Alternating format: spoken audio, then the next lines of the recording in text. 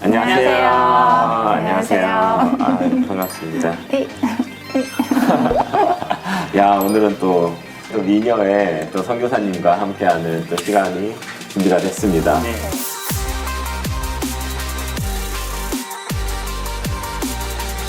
야, 반갑습니다. 반갑습니다. 반갑습니다. 네, 자기소개를 직접 해주시면 네, 감사하겠습니다.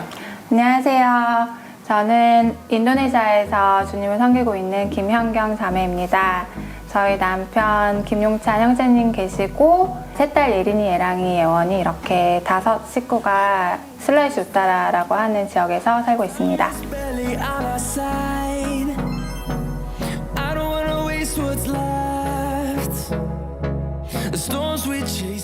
반갑습니다. 반갑습니다. 네.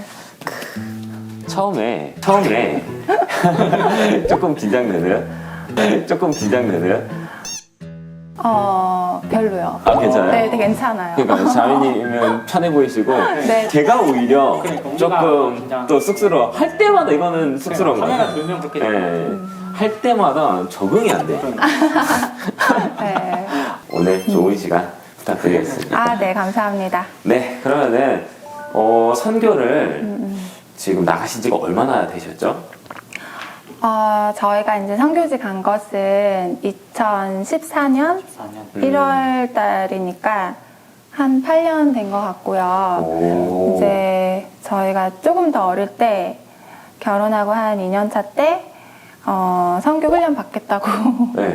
나간 게 2007년이어가지고 제가 와. 27살 때 나갔으니까 네. 27살 때. 네네. 네. 네네.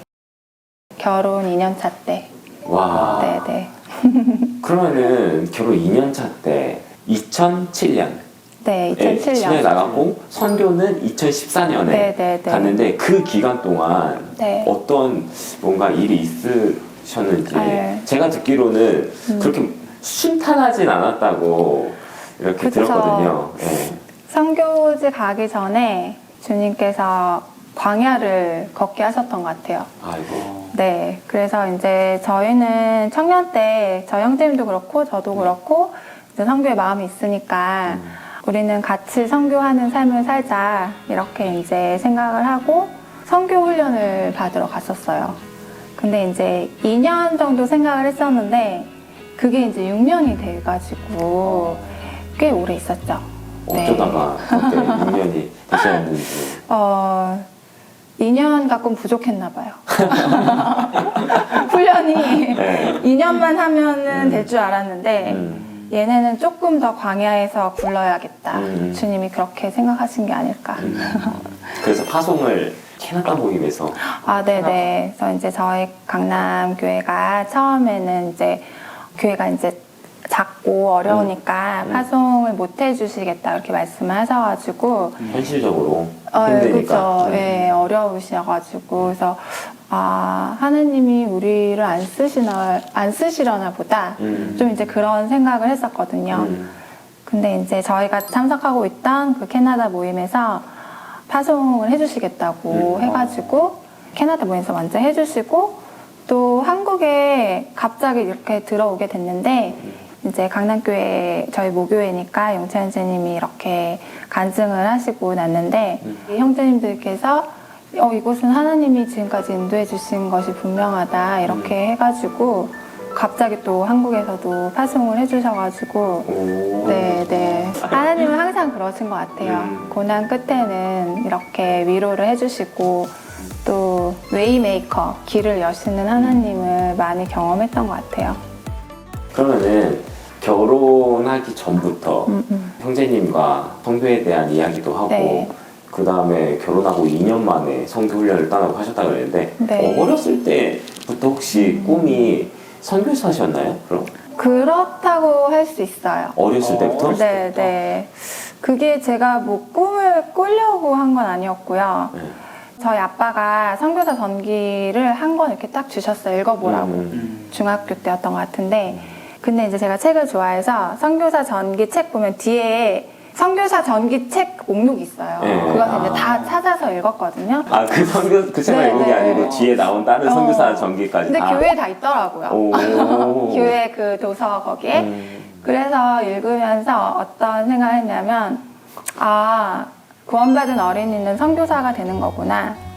이런 생각을 했었던 것 같아요. 아, 구원받으면 네. 선교사가 되는 거구나, 어릴 네, 때. 다 선교사들을 보니까 네. 하나님이 한 번도 복음을 듣지 못한 사람들한테 가서 이 놀라운 소식을 전해주는 것이 어떤 사명이라고 다들 이렇게 간증하시고 하니까 아, 당연한 그럼 나도 그렇게 사는 거구나. 약간 이런 생각을 했던 것 같아요. 네. 근데 대학교 가서 놀라셨다고. 대학교 가서 충격을 받은 일이 있다는. 네. 대학교 가가지고 놀랐던 게 뭐냐면 저는 다 저처럼 생각하는 줄 알았어요. 모든 친구들이 다 선교를 하려고 생각하는 줄 알았는데 이제 청년 캠프 같은 데 가서 어떤 비전 같은 거 얘기할 때 저 말고는 별로 없더라고요. 네. 그래서 선교에 대한 끌어간다. 다 이렇게 생각하는 건 아니구나. 그래서 되게 충격을 받았었어요. 네. 그 충격받는 모습을 보고 다른 청년들도 충격을 받았을 것 같아요. 그러니까요. 여기 보면은 매년 추석 설날 때마다 만났던 특별한 가족이 있으셨다고. 명절 패밀리라고. 네. 명절 패밀리? 명절 패밀리. 제가 고등학교를 딱 졸업하는 그 즈음에 이제 인천 연수교회에서 그 외국인 근로자 캠프를 시작하게 됐어요. 외국인 캠프? 외국인 캠프. 근데 제가 이제 선교의 꿈이 있으니까 거기 너무 가고 싶은 거예요. 그래서 이제 몇몇 선배들, 친구들 이렇게 해가지고 네. 추석이랑 설 때 설거지하고 이제 음식 나르고 그 명절에? 명절에. 저는 그게 너무 기다려져가지고 명절 절 때면 이제 짐 싸는 거죠, 집에서. 매년 명절마다? 매년 명절에 짐 싸는 거죠. 그럼 이제 저희 집이 큰 집이어가지고 전 부쳐야 되는데, 고등학교 때까지는 잘 붙였는데, 이제 졸업을 하고서 맨날 나가니까 이제 엄마가 전 안 붙이고 어디 가냐고 맨날 그러셨죠. 네. 그래, 명절 때마다 만나는 네, 명절 친구들의? 패밀리. 아, 그 친구들 명절 패밀리? 네. 우리를 헬퍼라고 불렀거든요. 네네. 그럼 이제 저희 형제님이 저보다 이제 5살 많거든요. 그래서 이제 헬퍼의 리더였어요. 그래서 헬퍼들 관리자. 네. 그래서 이제 너는 설거지, 너는 안내 뭐 이런 거를 분배해주고 이제 같이 외국인들 위해서 기도하고 네. 이제 그런 것들을 저희 형제님 했죠. 근데 보면은 처음에는 형제님이 별로 마음에 안 들으셨다고 써져 있는데 이거 어떻게 된 거예요? 마음에 안 들었다기보다는 그냥 굉장히 좋은 청년이라고는 생각을 했죠. 좋은 사람이다. 좋은 사람. 좋은 교회 오빠. 좋은 교회 오빠. 네, 근데 이제 무슨 배우자상으로는 생각을 한 번도 해보지 않았던 게 이제 나이 차이도 있고 항상 대선배라고 생각을 했고 그 방면으로는 이성적으로 느껴지지 않아요? 그쵸. 그 단어. 그랬던 거죠. 그러면은 지금은 근데 남편이 됐잖아요. 그쵸. 언제 이 남자가 내 남자다라고 느꼈던 그 그런 스파크. 네, 이 남자가 내 남자다라고 확신이 들었던 그 순간이 언제인지. 그 순간이 되게 기억이 나요. 그래요? 네네. 분명하게 기억이 나요? 분명히 기억이 나요. 원래 그 의료 선교사가 돼서 싱글로 아프리카 같은 데 이제 가고 싶었는데 대학교 때 큐티 하다가 에베소서 말씀에 그리스도와 교회의 관계가 남편과 아내의 그림자 구절 있잖아요. 그걸 보면서 하나님께 결혼을 해보고 싶다고 기도를 했어요. 해보고 싶다? 그리스도와 교회 관계가 엄청 아름답잖아요. 주님이 죽기까지 사랑하고 또 그 사랑한 교회는 굉장히 아름답게 순종하는 그런 모습. 그래서 나도 경험해보고 싶은 거예요. 그 관계가 뭔지 경험해보고 싶다. 안 해보면 모르니까. 그래서 이제 기도를 하면서 제가 생각했던 거는 결혼을 할 거면 내 인생에서 주님을 만난 선택 이후로 제일 중요하다는 생각을 했어요. 만나고 헤어지고 이런 것보다는 좀 하나님 보여주신 사람을 딱 만나서 에너지 소비를 많이 안 하고 결혼을 하고 싶은 그런 마음이 있었거든요. 연애가 아닌 결혼을 하고 싶었던 거죠. 네. 연애도 하고 싶었죠. 아, 연애도 하고 싶었어? 네. 근데 처음 만난 사람하고 결혼을 하고 싶었다는 거죠. 그러니까 이제 네. 준이 보여주신 사람이라면 내가 좀 딱 알아보고 싶었고 네. 결혼하기 전에 연애도 해야죠. 아, 오케이. 네, 그래서 이제 기도를 이렇게 하다가 대학 졸업할 때쯤 형제님이 저한테 이제 어떤 결혼에 대해서 이렇게 다가왔어요. 근데 저는 전혀 생각을 하고 있지 않았기 때문에 아니라고 생각을 하고 형제님이 그렇게 다가왔을 때 제가 한 1년 정도 기도를 했는데도 잘 모르겠는 거예요. 이 사람인지. 뭔가 이렇게 계시가 딱 오는 것도 아니고 그것을 결정한다는 게 너무 무서웠어요. 그치. 내가 결정했는데 아니면 어떡해. 근데 이제 형제님이 어떤 얘기를 했냐면 저는 그때 이제 교사가 돼 있었고 형제님은 다니던 직장을 관두고 훈련을 갔다 돌아와서 이제 어떤 경제적으로나 사회적으로 안정이 돼 있지 않은 상태였어요. 그래도 부모님은 그래도 안정적인 사람을 부모님은 네, 그랬죠. 그래서 이제 제가 그런 얘기를 했을 때 형제님이 어떤 대답을 했냐면 나는 자매의 부모님이 원하는 그런 안정적인 삶을 못 살 수도 있다. 하지만 내 평생에 하나님을 최고로 두고 살 것이다. 이제 이런 얘기를 저한테 해가지고 제가 안녕히 계세요. 전 집에 가겠습니다. 이러고 집에 왔어요. 근데 이제 제가 되게 좋아하는 꽃이 프리지아 꽃인데 그날 두 번째 만난 날인데 형제님 이렇게 커다란 꽃바구니를 갖고 오신 거예요. 그래서 제가 바구니만 들고 왔어요. 받을 건 받아야지. 꽃이 너무 좋았어요. 그리고 나서 이제 방에 들어와서 기도를 주님께 하면서 하나님께서 이 사람이 아닐 이유가 뭐가 있니? 이런 마음을 딱 주시는 거예요. 진짜 신기하게. 그래서 제가 그때 주님께 뭐라고 기도를 했냐면 주님이 주신 사람이라면 제가 이 사람을 사랑하겠습니다. 이런 고백을 했어요. 그렇게 제가 딱 주님의 음성을 듣고서 이렇게 결심을 했을 때 되게 사랑하는 마음이 생겼어요. 신기하게. 그때? 네. 그때 딱.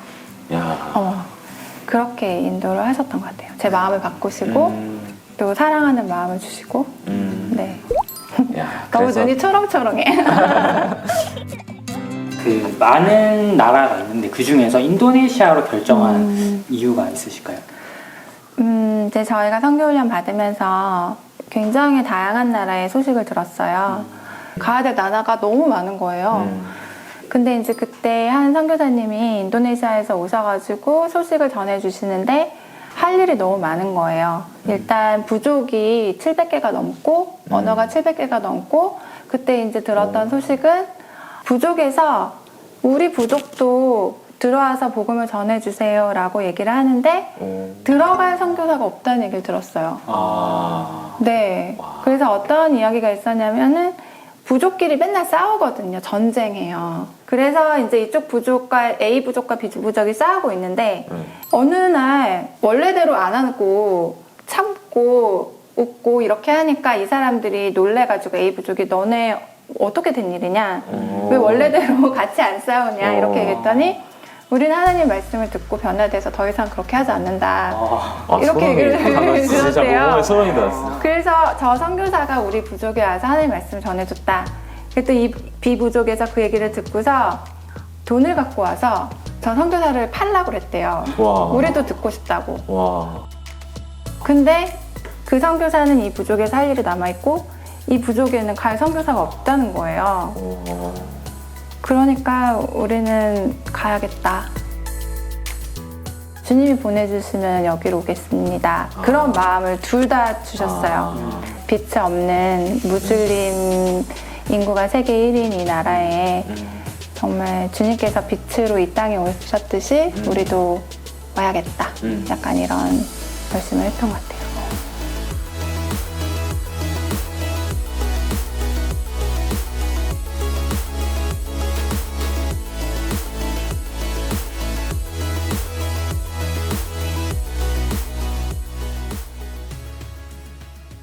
현지에서 하고 있는 사역을 조금 설명을 좀 해주세요.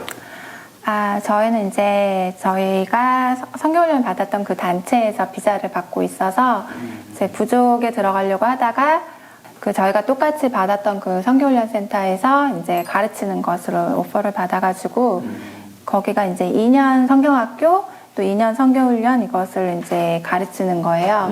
그럼 이제 예전에 3, 40년 전에 들어가서 복음을 전했던 선교사가 떠나고 2세, 3세 이제 교회의 어린 청년들이 성경을 더 배우고 싶고 선교의 마음이 있는 사람들이 와서 4년을 배우고 자기 부족으로 돌아가거나 아니면은 또 복음을 듣기 원하는 부족이 있으면 그쪽으로 이제 보내는 그런 것을 하고 있고 여기서 이제 저 형제님이 굉장히 많은 과목을 가르치고 있어요.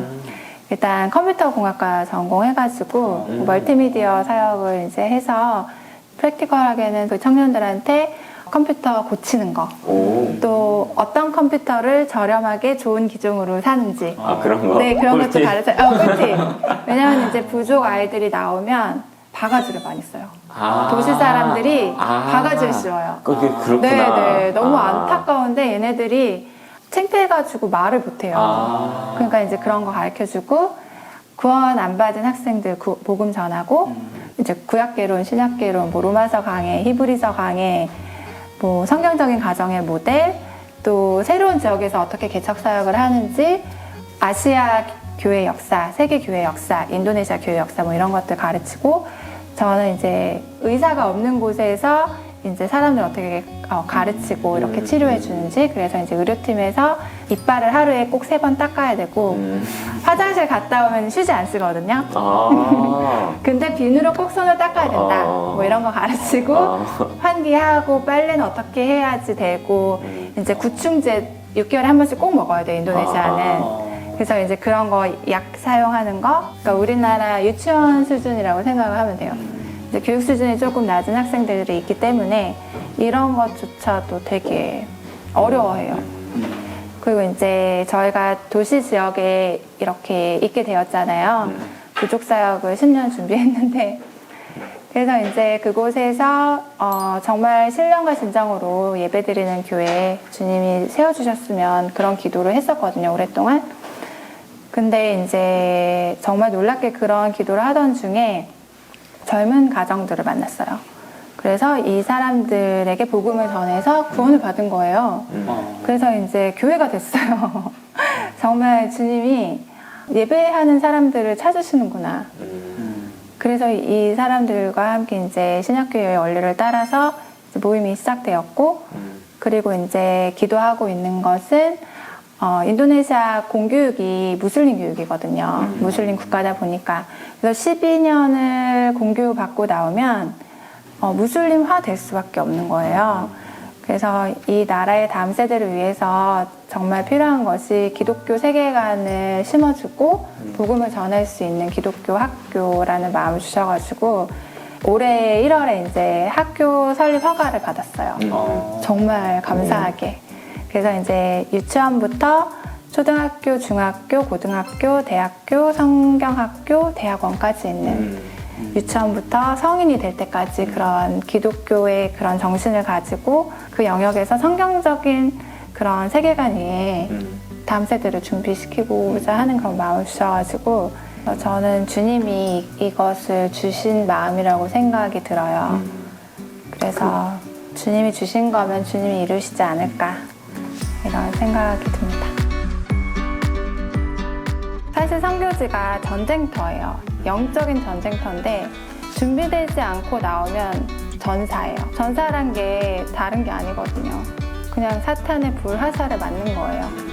그래서 잘 준비돼서 있으면 기다리고 준비하고 있으면 주님이 정말 반드시 부르실 거라고 생각해요. 그것이 어딘지 모르지만 네.